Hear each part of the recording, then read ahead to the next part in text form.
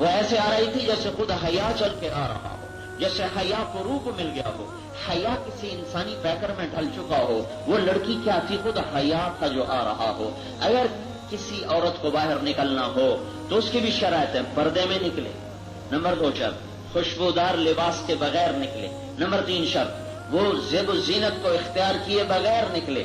Number 4 شرط، اس کا پردہ بھی ایسا نہ ہو کہ جو باعث کشش ہو، پردہ بھی ایسا نہ ہو جو کشش اور نظروں کے اٹھ جانے کا ذریعہ بنے۔ ان شرائط کے ساتھ وہ باہر نکلے۔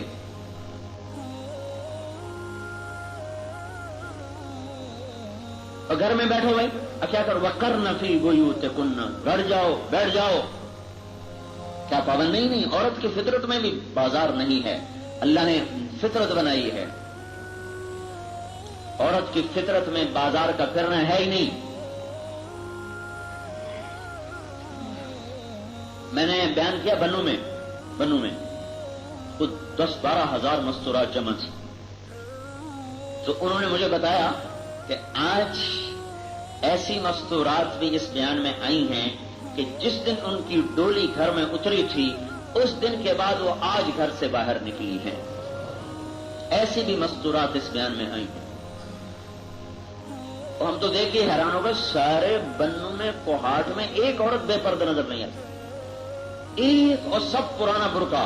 یہ کالا برقع بھی نہیں تھا، پرانا وہ ٹوپی والا جو کبھی ہمارے پنجاب میں بھی تھا، ہم نے خود اپنے دیہاتوں میں بھی دیکھا، شہروں میں بھی دیکھا۔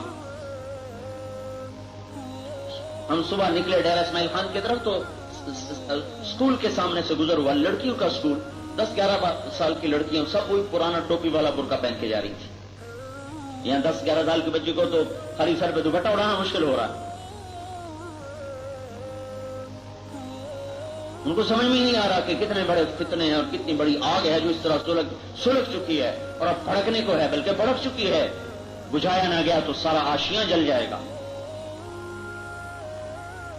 جس چیز کا نام آزادی رکھا گیا ہے وہ آزادی نہیں ہے، وہ جنسی درندگی ہے۔ تو اللہ نے ہماری عورت کو گھر کا پابند کیا، چند بنیادوں پہ اٹھایا۔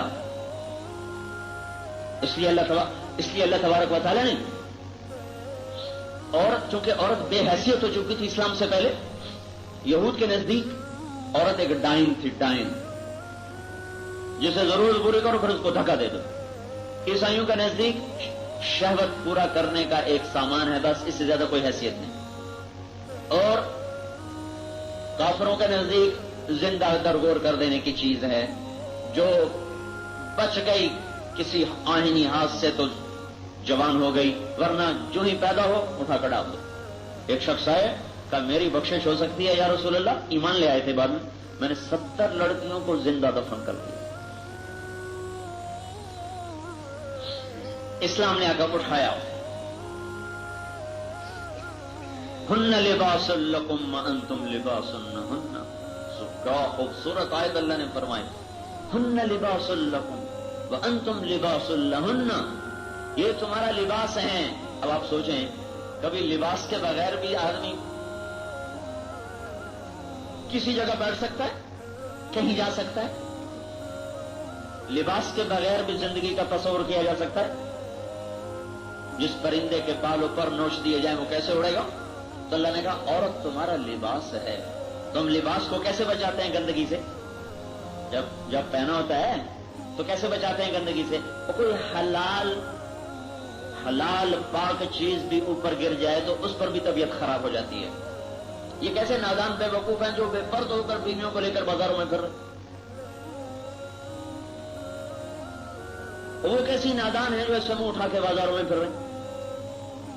ایک سالن کا قطرہ گر جائے تو اس سے تو طبیعت خراب ہو جاتی ہے، اور مردوں کی ہوسناک نظروں سے اپنے آپ کو بچانا ضروری نہیں سمجھتے؟ اس سے زیادہ غلیظ ہے وہ نظر جو کسی کے لباس پہ پڑ گئی، کسی کے چہرے پر پڑ گئی۔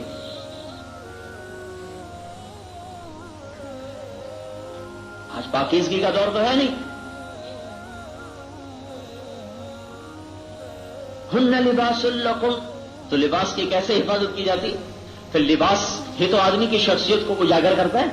تو کہا عورت تم، حالانکہ اللہ تعالیٰ یوں کہتے ہیں انتم لباس لہن وہن لباس لکم، مردوں کو پہلے ذکر کرتے، عورتوں کو بعد میں ذکر کرتے، لیکن اللہ نے عورتوں کو پہلے ذکر کیا، مردوں کو بعد میں ذکر کیا۔ عورتیں تمہارا لباس ہیں، تم عورتوں کا لباس ہو۔ مرد کی فوقیت کے لحاظ سے اللہ تعالیٰ فرماتے مرد عورتوں کا لباس ہیں اور عورتیں مردوں کا لباس ہیں، لیکن اللہ نے کہا ہن لباس لکم، یہ عورتیں تمہارے لیے لباس، وانتم لباس لہن، اور تم ان کے لیے لباس۔ ہمیں بعد میں ذکر کیا، عورتوں کو پہلے ذکر